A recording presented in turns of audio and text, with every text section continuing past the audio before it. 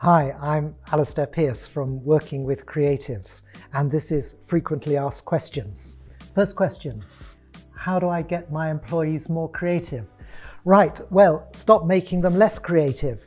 Many standard management practices just crush creativity rather than promote it. Creatives don't generally respond well to either coercion or bribery. Next question, what actually is creativity? Too hard. Next question. What does Working with Creatives do?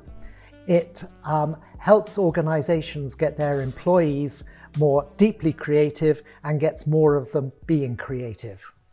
Next one. So what is creativity? Still too hard, I'm afraid. How do I know my company needs Working with Creatives? Well, the only reason your company wouldn't want Working with Creatives is if it's content that its competitors are more creative than it is. Right, okay. We're coming out of COVID. Is this a good time for creativity? Very good question. Yes, it is a perfect time for creativity because creativity is needed.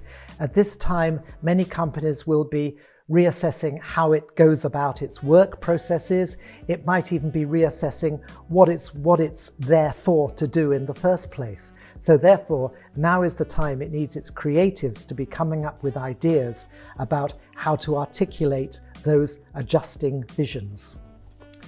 Now, next one. How does Working with Creatives help companies develop creative colleagues? Well, we run principally staff development sessions in your own offices.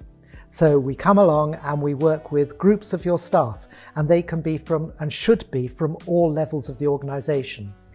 And we work in groups of about 15 or so, 20 perhaps of your colleagues.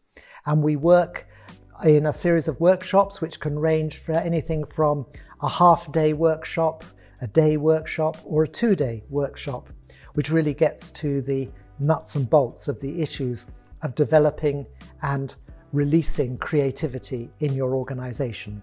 So we do it via workshops that train your staff. I'm not creative. Can you help me? Well, if you're human, you're creative. It just comes with the job. So if you're not a robot, but in fact human, then you are at least potentially creative. And my organization can help you release and recognize and celebrate that creativity, not only for itself, but also so that it helps fulfill the aims and ambitions of the company you're working for. Next question. So what is creativity? No, it's really hard. I have a creative employee who always parks her car in my private space. What should I do? Did you hire her for her creativity or for her car parking skills?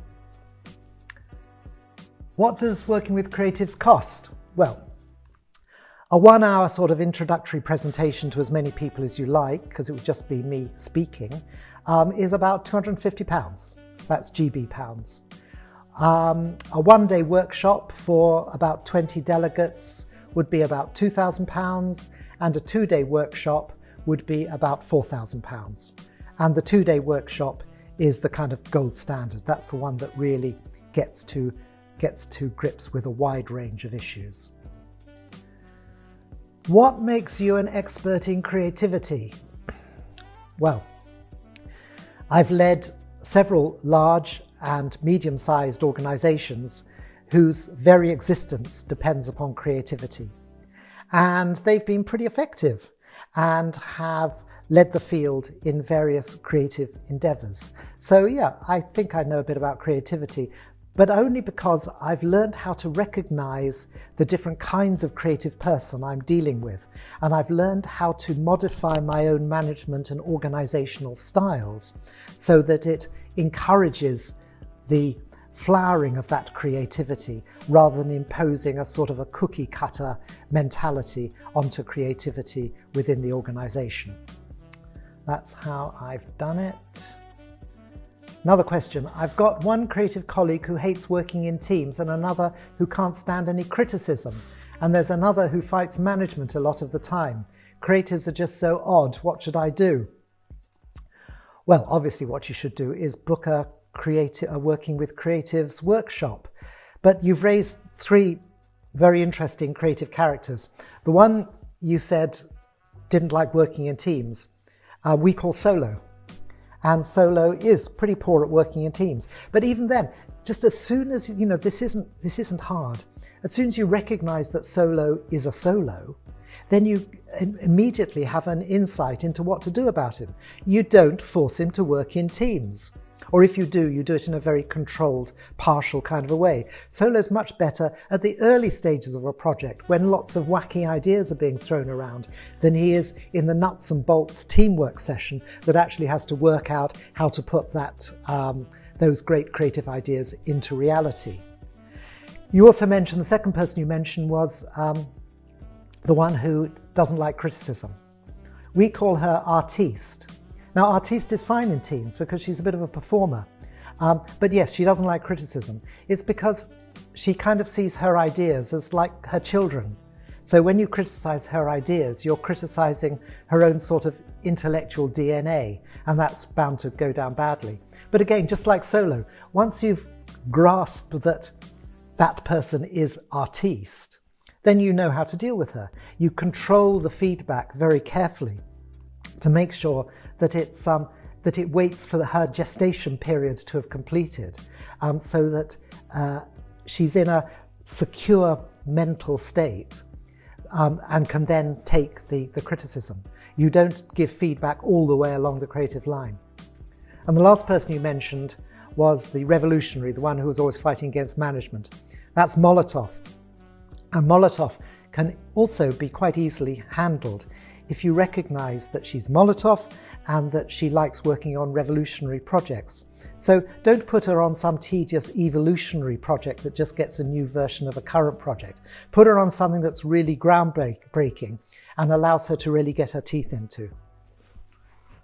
Right, next one. Creativity, so what is it? Okay, I'll tell you what I think creativity is. Creativity is the ability all humans possess, that's important, everybody, that compels them, so it's not optional, this is a compulsion, that compels them to imagine ideas, artifacts, or processes that are different from those already in existence. So there is an element of originality there. These things that they create must also be useful, maybe to them, maybe to society, maybe to whoever. So that's my definition. But there are many definitions of creativity, all of them probably equally bad. What's yours? Email me and let me know what your definition of creativity is. What about the creative industries? Somebody asks me. What about the creative industries? Well, creative industries, tricky. If you're working in a creative industry, does that mean you are automatically creative? No, it doesn't. I've known quite a few people working in creative industries who have successfully had all the creativity stubbed out of them by the management processes under which they work. Likewise, if you don't work in a creative industry, are you therefore not creative? Equally, no. I've known lots of bankers, accountants, who are extremely creative, although they don't work in the creative industries. The phrase creative industries is pretty dangerous and has to be used with great care. Is there a secret to working with creatives effectively? Well, as I've implied, the first step is to recognize who you're dealing with. What sort of characteristics are they showing? How do they get on with other people at work? Do they like working in teams? Do they like just slagging off management?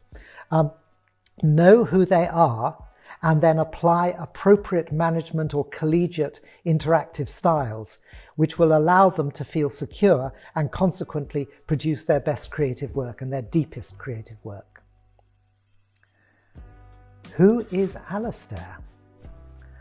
Well, I'm a musician, I'm a writer, I'm a professor, academic, cook, gardener, bit creative, but I suppose mainly through my facilitation. I'm a facilitator of creativity in others. That's probably my main creative endeavour. But I suppose mainly I'm fed up with the way that conventional management practices seen too often in companies all over the world crush the creativity of their employees whilst simultaneously saying we must be more creative, we must be more creative. It's a contradiction that really annoys me. How can I be a more effective manager? Well, as I've said, first, recognize who it is you're dealing with and what creative characteristics they exhibit. Then you'll have a clue as to how to work with them better. What is your favorite artwork?